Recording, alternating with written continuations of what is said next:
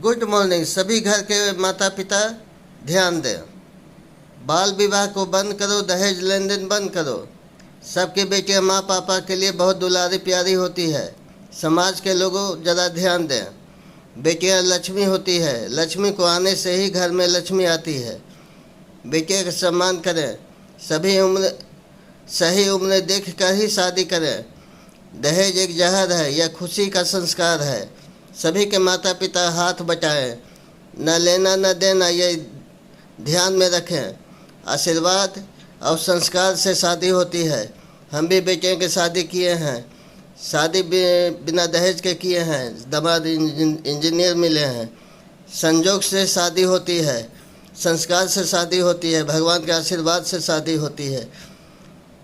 ये भगवान का आशीर्वाद से ही शादी होती है। सब्सक्राइब करें, लाइक करें, अच्छा लिखे हैं तब।